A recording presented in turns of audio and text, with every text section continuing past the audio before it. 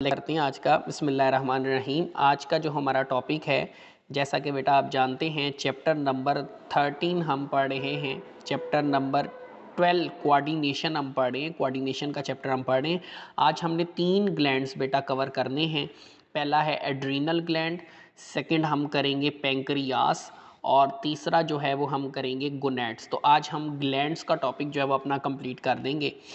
जी बेटा, सबसे पहले हम स्टार्ट करते हैं एड्रीनल ग्लैंड से। देखिए बेटा, सबसे पहले तो हमने इस ग्लैंड के बारे में जानना है कि ग्लैंड हमारी बॉडी में कहाँ पाया जाता है। तो देखिए बेटा, यहाँ पर आप देखें, ये मैंने किडनी बनाई हुई है। तो किडनी के बिल्कुल ऊपर ये जो आपको ट्रायंगल शेप, ये जो ग्लैंड आपको नज़र आ रहा है, इस ग्लैंड को हम कहते हैं एड्रीनल ग्लैंड।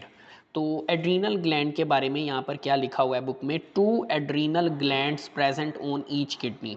अच्छा, इसका मतलब ये है कि हमारी बॉडी, अब जैसा कि आप जानते हैं, हमारी बॉडी में किडनी का पेयर जो है वो पाया जाता है। Pair of kidneys are present.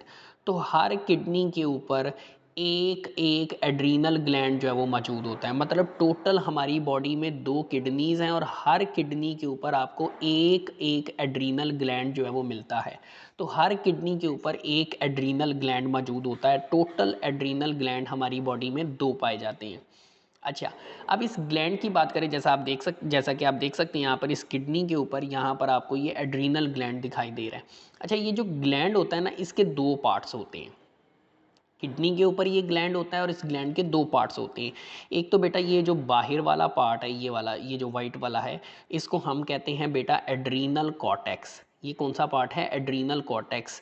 और ये जो आपको बेटा, ये जो अंदर वाली साइड पर ये जो पार्ट आपको दिखाई दे रहा है ना, इसको हम कहते हैं बेटा एड्रीनल मेडुला।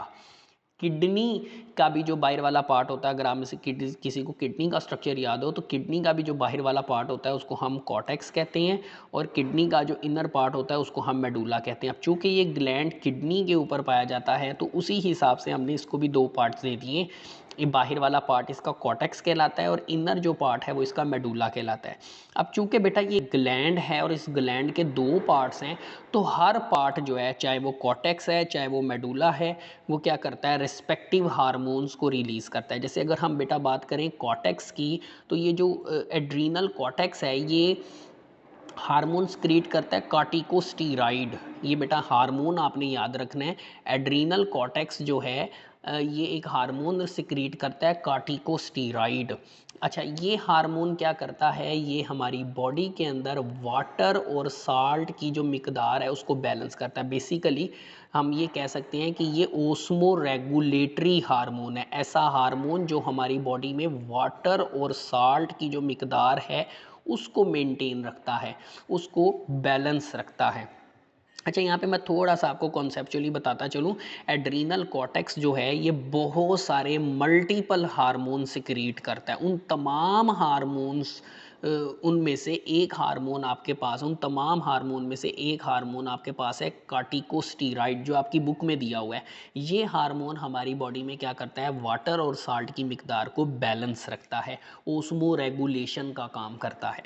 सेकंड बेटा, अगर हम आ जाएं एड्रीनल मेडुला के इनर पार्ट की तरफ, एड्रीनल मेडुला जिसको आप कहते हैं, तो ये जो ग्लैंड का ये जो पार्ट है, ये क्या करता है, ये हार्मोन सिक्रीट करता है एड्रीनालीन।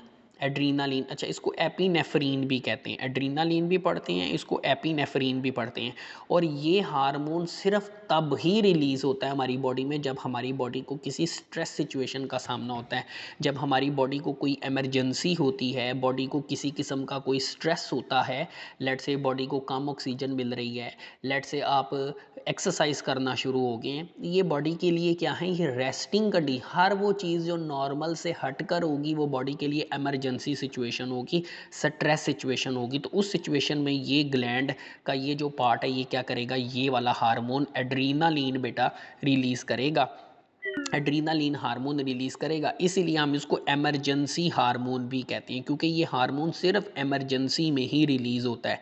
हमें बहुत ज़्यादा ठंड लगना शुरू हो जाती है, कोल्ड कंडीशन के अंदर भी ये हार्मोन सिक्रीट होता है, बहुत ज़्यादा गर्मी लगना शुरू हो जाती है तब भी ये हार्मोन सिक्रीट होता है। अच्छा, ये हार्मोन बेटा करता क्या है, ज़ाहिर सी बात है, एमरजेंसी सिचुएशन के अंदर ही रिलीज़ हो रहा है। इसका मतलब है कि ये हार्मोन क्या करता है, हम जब ये हमारी बॉडी के अंदर बनता है या पैदा होता है मेडुला से, से, तो ये हार्मोन क्या करता है, हमारी बॉडी के अंदर ऐसी चेंजेस लेकर आता है कि वो चेंजेस बॉडी को क्या कर देती हैं, वो इस काबिल कर देती हैं कि बॉडी उस इमरजेंसी सिचुएशन से जो है वो निपट सके। तो बेटा ये छोटा सा टॉपिक है। एड्रीनल मेडुला किडनी के ऊपर पाया जाता है। इसके दो पार्ट्स होते हैं, बाहर वाला कॉर्टेक्स कहलाता है और अंदर वाला जो है वो मेडुला कहलाता है। कॉर्टेक्स जो है ये कार्टिकोस्टेरॉइड हार्मोन रिलीज करता है जो बॉडी में वाटर साल्ट को बैलेंस करता है, जबकि मेडुला जो है ये एमरजेंसी हार्मोन सिक्रीट करता है जो बॉडी को एमरजेंसी सिचुएशन से निपटने के काबिल बनाता है। ओवरकम का मतलब होता है काबू पाना, कंट्रोल करना, सिचुएशन से निपटना। अच्छा बेटा, सेकंड जो हमारे पास ग्लैंड है ना वो पैंक्रियास है। यहाँ पर देखिए मैंने पैंक्रियास की डायग्राम बनाई हुई है। और पैंक्रियास जो है ना, असल में ये ग्लैंड हमारी बॉडी में जो है ना, इसके दो काम होते हैं। जैसे कि आपको याद होगा, मैंने पिछले लेक्चर में भी बताया था, हमारी बॉडी में दो किस्म के ग्लैंड्स होते हैं। एक एक्सोक्राइन ग्लैंड होता है और एक हमारी बॉडी के अंदर जो है वो एंडोक्राइन ग्लैंड होता है। जो एक्सोक्राइन ग्लैंड होता है, एक्सोक्राइन ग्लैंड कहते हैं वो ग्लैंड जो डायरेक्ट, अब यहाँ पर अगर आप देखें ना, एक्सोक्राइन ग्लैंड वो ग्लैंड होता है जो डायरेक्ट हार्मोन्स को टारगेट एरिया पर पहुँचाता है। टारगेट एरिया क्या होता है, जहाँ पे हार्मोन्स ने काम करना होता है। अच्छा बेटा, यहाँ पर आप देखिए मैंने डायग्राम बनाई है। ये जो है ना, ये स्मॉल इंटेस्टाइन का पहला पार्ट है जिसको हम कहते हैं ड्यूडीनम। स्मॉल इंटेस्टाइन का पहला पार्ट है, 9th में आपने पढ़ा हुआ है ड्यूडीनम। और अगर आप यहाँ पे देखें, ये जो है ना, ये मैंने पैंक्रियास बनाया हुआ है। और ये पैंक्रियास से ना कुछ डक्ट्स निकल रही हैं, कुछ नालियाँ जो है वो निकल रही हैं। और ये नालियाँ जो है ना, ये ड्यूडीनम के अंदर, जैसा कि आप देख सकते हैं, ये ड्यूडीनम के अंदर एंटर हो रही है। ये जो नालियाँ चूँकि पैंक्रियास से निकल रही हैं, इसलिए इनको हम कहते हैं पैंक्रियाटिक डक्ट। और अगर आप गौर करें तो इन नालियों के साथ जो है ना, ये वाले आप देखें यहाँ पे, ये कुछ सेल्स जो हैं वो अटैच हैं। ये जो पार्ट है ना बेटा पैंक्रियास का, ये जो पार्ट है जो इन नालियों के साथ अटैच होता है, इन डक्ट्स के साथ अटैच होता है, ये एक्सोक्राइन पार्ट कहलाता है पैंक्रियास का। पैंक्रियास के जो है ना दो पार्ट्स होते हैं। एक तो ये एक्सोक्राइन पार्ट है जो इन नालियों के साथ अटैच है। असल में ये एक्सोक्राइन पार्ट क्या करता है, ये डाइजेस्टिव हार्मोन्स बनाता है और इन हार्मोन्स को पैंक्रियाटिक डक्ट के ज़रिए जो है ना ये भेज देता है। कहाँ पर, ड्यूडीनम में। तब वहाँ पे ये खुराकी डाइजेशन में हेल्प करते हैं। तो देखा बेटा, मैंने आपको बताया कि एक्सोक्राइन पार्ट अपने हार्मोन्स को डायरेक्ट क्या करता है, टारगेट एरिया पर पहुँचाता है। तो पैंक्रियास का बेटा ये वाला जो हिस्सा है ना, ये वाला जो हिस्सा है पैंक्रियास का, ये क्या करता है, ये डाइजेस्टिव हार्मोन जो आगे एंजाइम्स का काम करते हैं, ये डाइजेस्टिव हार्मोन्स बनाते हैं। ये डाइजेस्टिव हार्मोन्स, ये डाइजेस्टिव एंजाइम्स के तौर पे जो है वो फिर काम करते हैं। इनको फिर क्या किया जाता है, डायरेक्ट टारगेट एरिया ड्यूडीनम में भेजा जाता है। जबकि बेटा यहाँ पर आप देखिए, जो मैंने डार्क थोड़ा सा यहाँ पे डायग्राम बनाई हुई है, ये जो है ना, ये सेल्स हैं। यहाँ पे ना, यहाँ ये सेल्स का गुच्छा है, यहाँ पे सेल्स मौजूद हैं।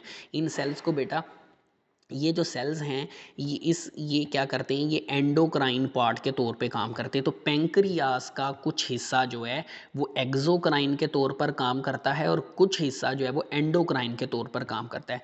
बेटा ये जो हिस्सा इसका एंडोक्राइन के तौर पर काम करता है ना, ये बहुत सारे सेल्स पर मुश्तमिल होता है। इस हिस्से को हम कहते हैं आइलेट्स ऑफ लैंगरहैंस। ठीक है, इसमें दो किस्म के सेल बेटा पाए जाते हैं, एक अल्फा सेल्स होते हैं और एक बीटा सेल्स होते हैं। इन दोनों सेल्स का ये जो गुच्छा सा आपको नज़र आ रहा है ना, इसको आइलेट्स ऑफ लैंगरहैंस भी कहते हैं। और ये जो है ये एंडोक्राइन पार्ट के तौर पर काम करता है। मतलब ये हिस्सा क्या करता है पैंक्रियास का, ये हार्मोन्स को ब्लड के अंदर सिक्रीट करता है। ठीक है। अच्छा, अब कौन से हार्मोन्स ये सिक्रीट करता है बेटा, ये बहुत इंपॉर्टेंट टॉपिक है। ये इंसुलिन हार्मोन सिक्रीट करता है और बेटा ग्लूकागोन हार्मोन सिक्रीट करता है। ये दोनों हार्मोन जो है ना, ये पैंक्रियास से रिलीज होते हैं। अच्छा, इंसुलिन हार्मोन की बात करें तो इंसुलिन क्या करता है बेटा, जब हमारी बॉडी में ग्लूकोज लेवल बढ़ जाता है तो इंसुलिन रिलीज होना शुरू हो जाती है। इंसुलिन क्या करती है, ये ग्लूकोज को, जिसको हम शुगर भी कह देते हैं, जब हमारी बॉडी में ग्लूकोज लेवल बढ़ता है तो हम उसको कह रहे होते हैं कि हमारी बॉडी में शुगर लेवल बढ़ गया है, तो इंसुलिन रिलीज होती है। ये इंसुलिन क्या करती है, ग्लूकोज को ग्लाइकोजिन में कन्वर्ट करके लीवर के अंदर स्टोर करना शुरू कर देती है, जिससे क्या होता है, हमारे ब्लड के अंदर ग्लूकोज चूँकि ग्लाइकोजिन में कन्वर्ट होना शुरू हो जाती है और ग्लाइकोजिन जाकर लीवर में स्टोर होना शुरू हो जाती है, जिससे क्या होता है कि हमारे ब्लड के अंदर जो ग्लूकोज लेवल है वो कम होना शुरू हो जाता है। तो इंसुलिन, जब हमारी बॉडी में ग्लूकोज लेवल बढ़ता है तो इंसुलिन पैदा होती है। ये इंसुलिन क्या करती है, शुगर लेवल को, ग्लूकोज लेवल को कम कर देती है, उसको ग्लाइकोजिन में कन्वर्ट करके। ठीक है, और उसको ग्लाइकोजिन को फिर लीवर में स्टोर कर दिया जाता है। अच्छा, सम टाइम केस जो है ना बेटा ऑपोजिट हो जाता है। बॉडी में क्या होता है, शुगर लेवल अगर कम हो जाता है, अगर बॉडी में शुगर लेवल कम हो जाता है तो फिर जो है यही पैंक्रियास जो है ये क्या करता है, ग्लूकागोन हार्मोन सिक्रीट करता है। ये बेटा क्या करता है, ये लीवर में जो ग्लाइकोजन स्टोर की होती है ना इंसुलिन ने, उसको बाहर लेकर आता है ब्लड में, और ग्लाइकोजन को तोड़कर ग्लूकोज में कन्वर्ट करना शुरू कर देता है, जिससे जब ब्लड में ग्लूकोज बनेगी ग्लाइकोजन के टूटने से, तो शुगर लेवल जो है वो बढ़ना शुरू हो जाएगा, मतलब नॉर्मल की तरह शुरू हो जाएगा। तो बेसिकली जो इंसुलिन है, इंसुलिन का काम होता है ग्लूकोज को ग्लाइकोजन में कन्वर्ट करके, ग्लूकोज के लेवल को, शुगर लेवल को कम करना, जबकि ग्लूकागोन का काम होता है ग्लाइकोजन को ग्लूकोज में कन्वर्ट करके ग्लूकोज लेवल को, शुगर लेवल को बॉडी के अंदर इंक्रीज करना। ठीक है, ये दोनों दूसरे के एंटागोनिस्टिक काम करते हैं। एक शुगर लेवल कम कर रहा है, इंसुलिन शुगर को कम करती है, ग्लूकागोन शुगर लेवल को बढ़ाती है। अच्छा बेटा, यहाँ पर इंसुलिन से रिलेटेड ही एक प्रॉब्लम दी गई है, डायबिटीज़ मिलाइटस। ये है शुगर की बीमारी। एक हमने पिछले लेक्चर में भी पढ़ा था, डायबिटीज़ इंसपाइडस। ये है डायबिटीज़ मिलाइटस, शुगर की बीमारी। अच्छा, अब हमने कहा था कि इंसुलिन का काम होता है शुगर लेवल को कम करना। तो अगर इंसुलिन खुदा न खास्ता किसी वजह से इंसुलिन अगर कम बनना शुरू हो जाए, तो इंसुलिन के कम बनने से क्या होगा, ब्लड में ग्लूकोज की जो कंसंट्रेशन है, कंसंट्रेशन मिकदार जो है वो बढ़ना शुरू हो जाएगी। मतलब उस शख्स का जो ग्लूकोज लेवल है, शुगर लेवल जो है वो ज़्यादा रहना शुरू हो जाएगा। इसको कहते हैं कि ये शख्स जो है इसको शुगर की बीमारी होगी, इसको हम डायबिटीज़ मिलाइटस कहते हैं। अच्छा, अलामात क्या होती हैं अगर किसी को खुदा ना खास्ता शुगर हो जाए, तो उसकी अलामात क्या होती है? उसमें बेटा ये होता है कि बॉडी का वज़न जो है ना बड़ी तेज़ी से कम होना शुरू हो जाता है, मसल्स जो हैं वो बड़े कमज़ोर हो जाते हैं, थके थके से जो है वो रहते हैं, थकावट जो है वो रहती है। ट्रीटमेंट क्या है बेटा, इंसुलिन। अल्टीमेटली इंसुलिन के कम होने की, इंसुलिन के कम बनने की वजह से ग्लूकोज लेवल बढ़ा है, तो क्या किया जाता है, उस पेशेंट को बेटा बाहर से इंसुलिन जो है वो एडमिनिस्टर की जाती है, इंजेक्शन की शक्ल में जो है वो बेटा बॉडी के अंदर जो है वो इंजेक्ट की जाती है, इससे शुगर लेवल जो है वो कंट्रोल हो जाता है। अच्छा, शुगर लेवल के लिए जो टेस्ट होता है ना, उसके लिए एक टेस्ट होता है BGC test, blood glucose concentration test. ये बेटा याद रखना आपने कि ग्लूकोज, ये जो डायबिटीज़ के होते हैं उनके लिए कौन सा टेस्ट होता है, डायबिटीज़ की डायग्नोसिस के लिए जो है, शुगर की तशखीस के लिए जो टेस्ट होता है उसे कहते हैं ब्लड ग्लूकोज कंसंट्रेशन टेस्ट। ये बेटा आपने याद रखना है, बीजीसी टेस्ट भी इसको कहा जाता है। अच्छा बेटा, नेक्स्ट जो हमारे पास ग्लैंड है वो है गोनैड्स। अच्छा, गोनैड्स क्या होते हैं, ये रिप्रोडक्टिव ऑर्गन्स होते हैं। ठीक है, रिप्रोडक्टिव ऑर्गन्स, बॉडी के वो ऑर्गन्स जो रिप्रोडक्शन में हेल्प करते हैं, उन्हें हम रिप्रोडक्टिव ऑर्गन्स या गोनैड्स भी कहते हैं। और ये जो ऑर्गन्स हैं, जैसे कि हमने रिप्रोडक्शन वाले चैप्टर में पढ़ा था कि मेल के अंदर जो है इसको टेस्टिस कहा जाता है, और फीमेल जो हैं उनके अंदर इनको ओवरीज कहा जाता है। अब टेस्टिस के अंदर हमने पढ़ा था स्पर्म्स बनते हैं, मेल गैमीट बनता है, और ओवरीज के अंदर जो है वो एग बनते हैं, फीमेल गैमीट बनता है। लेकिन बेटा ये जो गोनैड्स हैं, ये जो रिप्रोडक्टिव ऑर्गन्स हैं, ये गैमीट्स तो बनाते ही हैं, मेल और फीमेल गैमीट तो बनाते ही हैं, लेकिन इसके साथ साथ ये क्या करते हैं बेटा, ये हार्मोन, ये ग्लैंड्स का काम भी करते हैं, और ये बॉडी के अंदर हार्मोन्स भी सिक्रीट करते हैं। टेस्टिस की बात करें तो ये क्या करते हैं, ये मेल बॉडी के अंदर एक हार्मोन सिक्रीट करते हैं, टेस्टोस्टेरोन हार्मोन, ब्लड के अंदर। अच्छा, अब ये हार्मोन क्या करता है, ये हार्मोन जो है वो मेल के अंदर जो है सेकेंडरी करैक्टर्स जो है वो डेवलप करने का बायस बनता है। अब ये सेकेंडरी करैक्टर्स क्या होते हैं, सेकेंडरी सेक्स करैक्टर्स क्या होते हैं, जैसे फेस के ऊपर जो है, चेहरे के ऊपर बालों का ग्रो करना, दाढ़ी जिसको हम कहते हैं, आवाज़ का भारी होना, ये जो है ना ये मेल सेकेंडरी करैक्टर्स कहलाते हैं।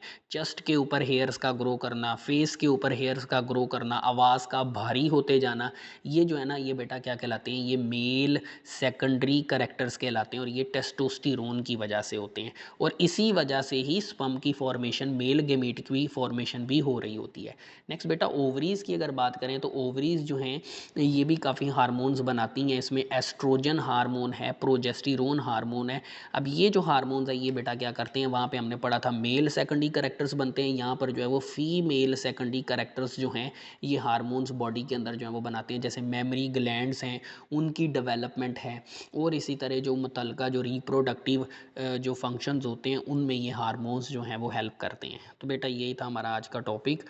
ये 3 ग्लैंड्स हमने कवर करने थे आज। एक हमारा जो है वो टॉपिक था एड्रीनल ग्लैंड, फिर हमने पैंक्रियाज को पढ़ा, और फिर उसके बाद जो है वो हमने गोनैड्स का टॉपिक पढ़ा। बेटा कोई सवाल है तो आप पूछ सकते हैं।